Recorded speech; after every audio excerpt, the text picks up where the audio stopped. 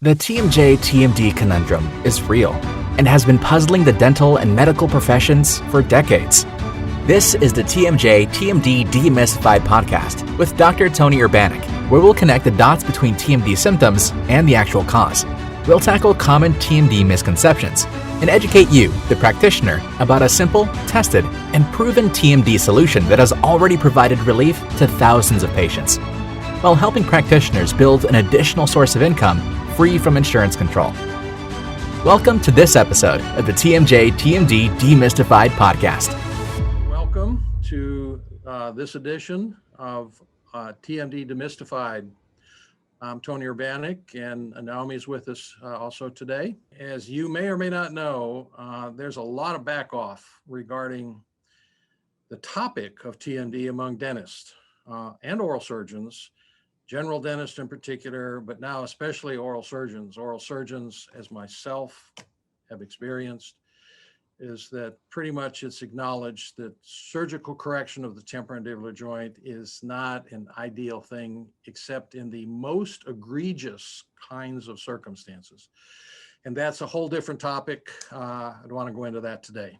The overall viewpoint of this entire series of presentations, podcasts, is simply this, and I want to keep this in mind as we discuss any of the subtopics here, and that is inflammation of the temporomandibular joint itself causes all the symptoms.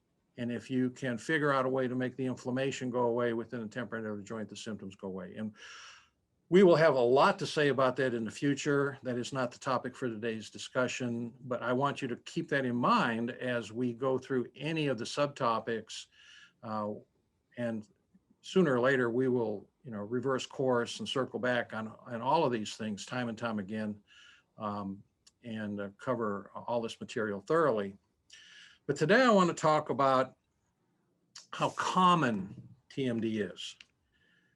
As I got into it, I found it much, much more common than I thought. And I had treated it in training for sure.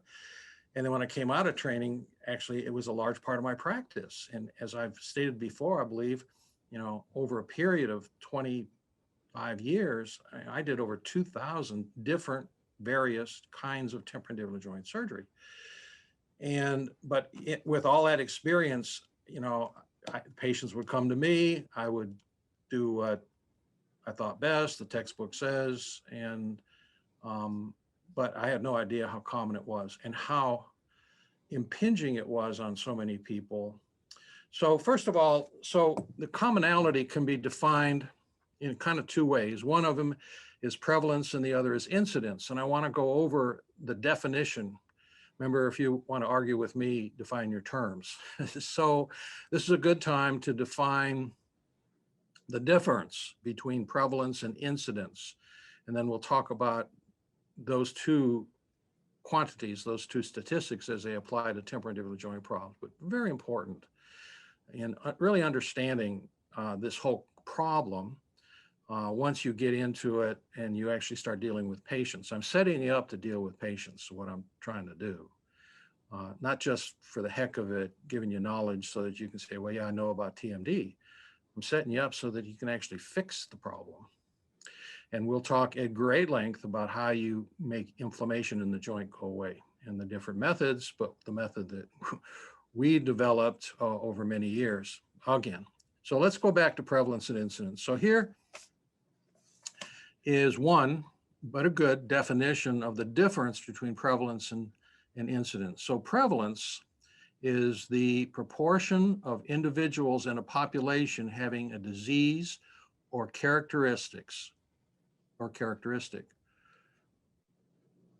Prevalence is a statistical concept referring to the number of cases of a disease that are present in a particular population at a given time, whereas incidence refers to the number of new cases that develop in a given period of time. So simply stated, prevalence is the number of overall cases that are potential within a population, and incidence is actually the number of cases that show up.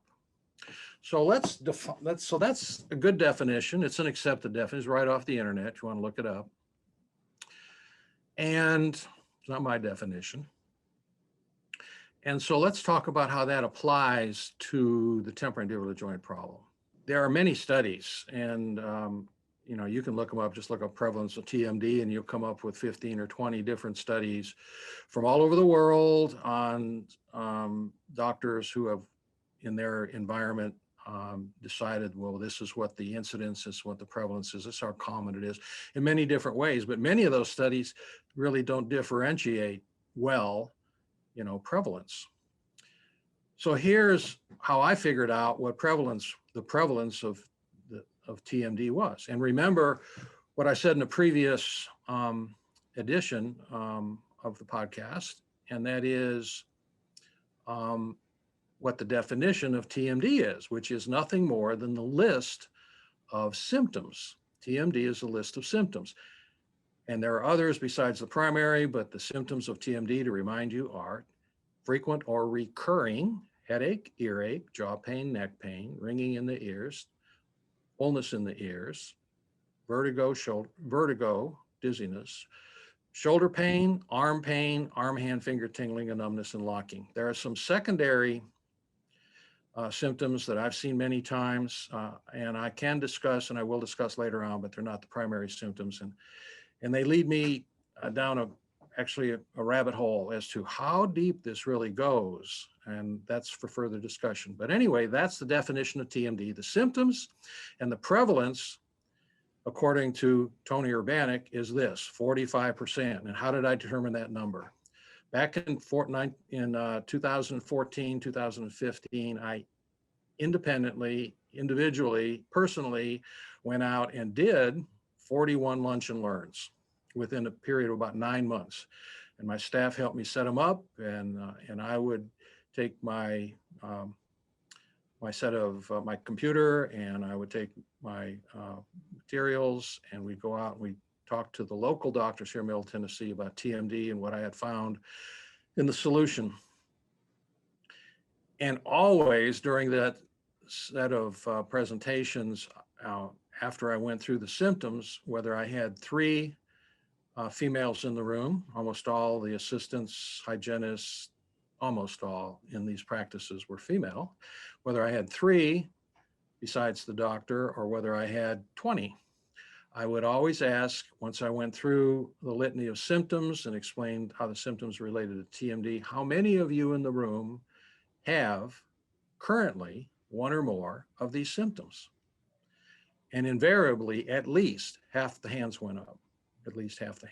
So from that, I was a little conservative. Rather than say 50%, I coined it as 45%. But that's how I determined that 45% of females have temporomandibular joint symptoms. Now, there's obviously more academic ways to do this, and I wouldn't disagree with that, but I can assure you that if you ran it through a statistical analysis, you'd come up with a close to similar number. 45% of the females in the United States of America have 1 or more of the following symptoms. And the real issue is that most of those potential patients, or most of those patients, females, think their symptoms are coming from someplace else. That's a fact. So that's how I determined the 45% number that I use. And so that's how we defined prevalence. Now, how do you define incidence? Well, that's a little soft and mushy, but let's just use an example close to what I'm familiar with. I have one of our providers in Albany, Georgia, who's an oral and maxillofacial surgeon, and also a friend of mine, and also did his dental school at Indiana. And so I'm very familiar with Albany, Georgia, and the number of dentists and the oral surgeon down there. And so the incidence of Albany, Georgia can be calculated this way. And again, it's a little soft and mushy, but there are roughly 30 dentists, general dentists in Albany, Georgia.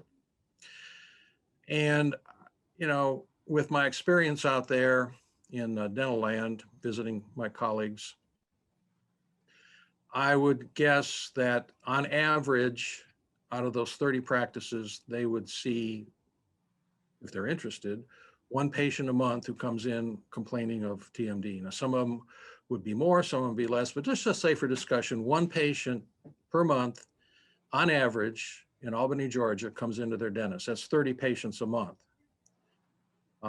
Times 12 months, that's 360 patients per year have TMD and express TMD in a dental office. And then all you need to do to determine the incidence of TMD in Albany, Georgia, is to divide that number by the population. Well, you don't use the whole population, just half the population, because only half the population are females. So the population in Albany, Georgia is roughly 70,000 people. So 35,000 people of that would be females. So 360 divided by 35,000 is approximately 0.01%. 0.01%.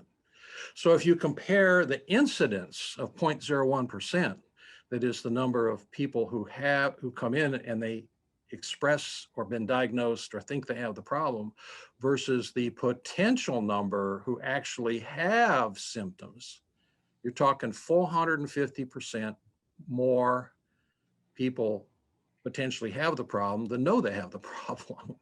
That is amazing. That is amazing. But that is what I see. That is what I see all the time in my office, because when I do a consult, and patients are now sent in here from all of the different kinds of practitioners here in Middle Tennessee, because we've been making the doctors in Middle Tennessee aware of this now for 7 or 8 years, aggressively. Physicians, PCPs, ENTs, general dentists, my oral surgery colleagues, even the endodontists and the walk-in clinics. We've been working a very aggressive program on how to make the doctors aware of these symptoms, and that they're not other things, but they actually are TMD. And that is what I see, because invariably, almost always, when I do a consult and I go, all right, well, you were sent in here because you have ear pain. And your ENT doctor says, no, you don't have an ear infection. Even though you've been told by 3 walk-in clinics that you have an ear infection, you're finally sent to an ENT who is like honest, and he goes, no, there's no ear infection. I think this is TMD. And we'll talk about how that works also, how they differentiate that. But when that happens, I also go through the litany of those other symptoms. Invariably, 3, 4, 5, 10 of those other symptoms come up to the surface, and the patient goes, I had no idea that my shoulder pain was coming from my temporomandibular joint problems. I had no idea that my ringing is caused by my TMD, or my vertigo is caused by 3, 4, 5, 10 additional symptoms. And so there's a huge disparity between incidence and prevalence. And it needs to be handled. It needs to be handled for the patients. They need to be aware. The doctors need to be aware. The patients need to be aware. And it presents a huge opportunity for you, the practitioners, to jump on board, learn how, and fix this problem. Please. That's my goal. So that is what I found out there in general dental land in 2014, 2015, among many other things, and how I determined prevalence versus incidence. And it coincides with what we see here in this practice all the time. We've talked about how busy we are, how many patients we see, and how many patients we can help. I can talk about all the incidents that happen every day, not every week, every day around here. I had one yesterday. I mean, that was her leaving comment when I discharged her, and said, come on back if it needs to be adjusted, no problem, no charge. Is thank you so much. I had no idea. You changed my life. My shoulders quit hurting. My arms quit hurting. I can't thank you enough. That just happens, but it happens every day. It happens yesterday at the end of the day again. So Naomi, so you've been out there taking my place, I have. and Yeah. thank you for doing that. I loved visiting my colleagues, and but after a while, it's like this is work. This is, Right. as you know, this is work trying to educate our colleagues and bring them on board for the right reasons. And because it's a win-win for everybody. It's a win-win for the doctors. It's a win-win for the patients. It's a win for the profession. You know, I love my professions. I love being a dentist. I love the profession. I love medicine. But anyway, Naomi, you've taken my place. So what have you seen now? You've been doing this for over a year for us. Mhm. And I don't want you to chime in. I want you to tell the folks out there what your experience is with what your doctors, what they comment about the issue when you try to educate them, and the incidents or whatever you see out there. What do you see? See a lot of different things, as you already know. One of the most common things that I see just walking into offices, when I get to the first point of just speaking with receptionists, it's almost unreal and canny how many of the receptionists themselves immediately, when I say I'm there to talk about TMJ, immediately they chime in and go, "Oh, I need to come see you." And I'm like, well, you've got your referral form right there. So it's so common. And then again, just like you, when I do the lunch and learns, inevitably someone in the office mumbles. I hear mumbling under their breath. Oh, I've got that. And so, while we say 45%, I almost would say I would believe it's probably even higher sometimes. It's really is unbelievable that even people in dental offices, I mean, we're all trained. We know about TMD, but a lot of the assistants out there, a lot of the staff are suffering from the same thing. It seems like it's just not as commonly connected or diagnosed, even in dental offices. I think it's probably twofold. I think it's a lot of times dentists don't know. That's not their forte. That's not something they do. They're doing crowns and bridges. They're doing fillings all day. TMJ is not necessarily something that that they would have a patient, coming in all the time for. So it's not something that everyone knows about. They don't know about all the symptoms. And I'm finding that routinely, that sometimes dentists will look at me, or medical facilities, the physicians will look at me and say, well, I really didn't know that vertigo was tied to TMJ. I really didn't know that you could have numbness and tingling in the fingers, pain in the neck. I really didn't know that those symptoms were associated. So, I'm fascinated just being out there over a year, and I have a background as a dental assistant, even for over 20 years, but it's still, from that perspective, working in a dental office is not the same as going out there from an outsider talking to these offices, and you see how common it is. You see quite often that people just are simply not connecting the dots. The dots are there, but they're not connecting those dots. And that's where I feel like part of my job is to come in and educate them about that, because it is very prominent. Yep. Well, you definitely are having the same experience that I had. Good fortune. Everything is a good experience if it's an experience.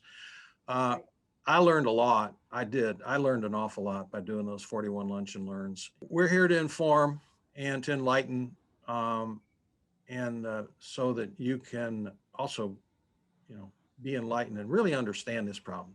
TMD Demystified. Again, keep in mind, it's all about the overlying inflammation in the joint. We'll have a lot more to say about that. So I just want to make a comment at this time. Something came up when you were talking, comes up all the time, and that is one of the symptoms, just one of the symptoms, that the patients are most assured that they have this problem, and that putting a non-surgical device in your mouth and doing a protocol isn't going to make them go away, and that is their migraine headaches. So we don't treat migraine headaches. We treat TMD headaches, totally different. But I can tell you from experience that a huge number, I'm not gonna give you a number because I haven't done a study, I haven't done the analysis, statistical analysis. It's an easy study to do. Someday when I have enough time or somebody else comes along, I'd suggest somebody really do a good study. But I do know quite a bit about migraines. I did a lot of reading on migraine headaches when I got deep into this. I mean, deep into it, above my hip. I mean, sometimes it's like up here, I'm so deep into TMD and trying to discern, mostly in the past, what was going on. But here's a fact. There are many studies about migraines out there, good studies by scientific minds, good scientific minds. But if you pull up those studies, almost always the first paragraph or two of those studies are going to say, one way or another, we have no idea what causes migraine headaches. Fact. They have different names for them. Instead of migraines, they're commonly called trigeminal vascular headaches, kind of equal migraines, trigeminal vascular. You know, I got to have a bigger word to make it more complicated. But the public calls them migraines. Most doctors call them migraines.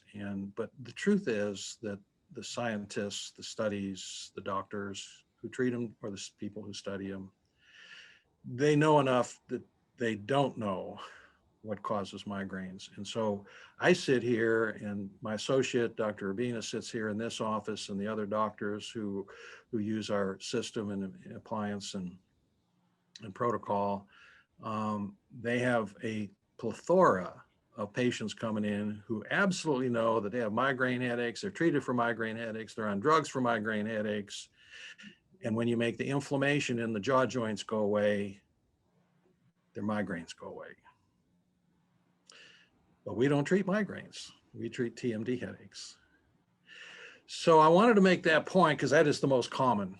And of course that may get some hate mail, because we have the information here, we have the statistics, we have the thousands of patients who actually experience that and document it.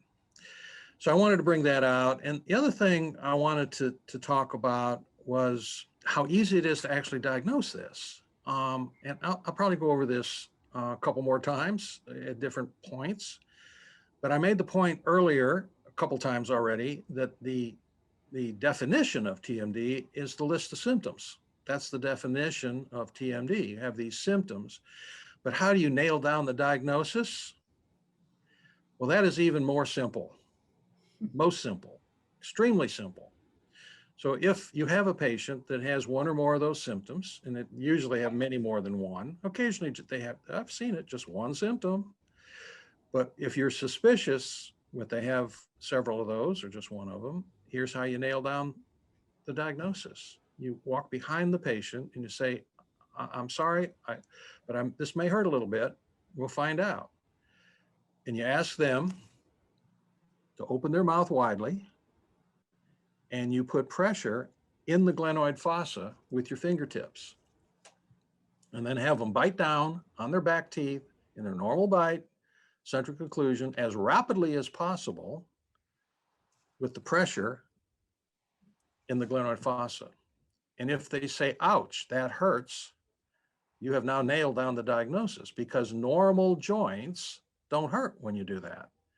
Joints that are not inflamed do not do that when you do that. If you have a bad knee, if you have jogger's knee and you go to your orthopedic surgeon and you say, you know, my knee hurts. One of the first things the orthopedic surgeon is going to do, well, probably the second thing, first thing is get some x-rays, which may or may not show anything. But what he's going to do is going to walk across the room, and he's going to take his hand and he's going to press on your knee, and he's going to squeeze it real hard. And if you go, ouch, he's going to know that the joint is inflamed. That's all he knows. And that's all he wants to know, the joint's inflamed. The temporomandibular joint, as I said before, is just a joint. It is not as special a joint as they try to teach in dental school. It has some special qualities, but it's a joint, and it works like all the other joints in the body, and it has the same characteristics, and it operates in exactly the same way when it comes to the neuromuscular system. So when you do this, and it hurts, you know the joint's inflamed, you have just made your diagnosis. You hardly even need an x-ray, although I would highly recommend you always get an x-ray, a Panorex. You don't need a 3D, although if you got the machine, I know you want to find a way to use it. But the point is that a Panorex will do just as good, and you just want to make sure you don't miss anything. You don't want a big old tumor up there, or the sinus all filled up with crud, all kinds of things that you can glance at a Panorex and rule out. You don't want to miss anything, but you really make the diagnosis by listing out the symptoms and doing that little maneuver. And if it hurts, the joint's inflamed. If it hurts, you made your diagnosis of TMD. So, and Naomi has some experience on this too. I think she recently had an episode in an ENT doctor's office. I think you were telling me about. You want to share that with our listeners? I did. One of the doctors, we were in the middle of the lunch and learn, and said, I'd finished my presentation and we were talking, and he came in and he goes, "Hey, you know that exam, do the exam on me." And I said, "Nah, I don't know." And I said, "Are you having any symptoms?" And he goes, "No, I just want you to do the exam on me." And immediately in my brain, I'm thinking, okay, he's trying to see if I can trigger pain even in someone without TMJ issues. You know, even the doctors are skeptical, you know, and that's one thing that I immediately intuitively picked up on. And so I did the exam. He had no pain. So it kind of, in my mind, it was validating to him that the self-exam is appropriate, that it is one of the most important tools of diagnosing other than the symptoms. So I thought that was pretty interesting that the doctor himself wanted that done on him. Yeah, interesting story. Certainly, you handled that really well, Naomi. Yeah, I have to say, you handled it well. Just want to make a couple final points here. Number one, Naomi brought up the word skepticism. There's a whole lot that should be said about that, and how that can appropriately be handled, and why it's there. There's a whole lot to say why it's there, why patients are skeptical, which is going to lead us into our next video, our next edition of the podcast. We'll be talking about a lot about that. And then I also want to add here that little exam, because of some marketing things that we've recently done on the internet. We have a video of that exam that is made available to our network doctors that they can use in their own practices, on social media or otherwise, on their website, on social media, that goes over that little self-exam. And I'm gonna have our producers put that little 50-second exam here at the end of this presentation. So that kind of wraps it up what I wanted to cover today. I think I hope I got my point across. I want to emphasize again that Naomi and I are here to help you understand temporomandibular joint problems, to demystify it. If you'd like to join our network of doctors who do what we do here and have the same success, you can contact Naomi at Naomi at tmjservices.net. And we really look forward to any questions or comments, and I will try to answer all questions and comments during future editions, as many as possible. So thanks for your attention, and I appreciate you being here with us. And tell your friends, because we are building a network of doctors who really understand this and can actually say, I understand TMD, it's not that big a deal. And more importantly, I know how to treat it, and I know how to make these symptoms go away from my patients. Thanks very much, and have a very, very wonderful week.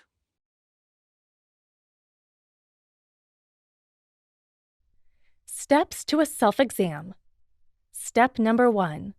Place your fingers of both hands in front of your ears where the TMJ is located. You should be able to feel a depression in front of the ear as you open your mouth widely. Step number 2, open your mouth as wide as possible. You should be able to feel the depression when you open your mouth. Press firmly into the depression, equally on both sides. Step number 3, close your mouth rapidly. If you feel pain on one or both sides, it is highly likely you have TMD, temporomandibular joint disorder.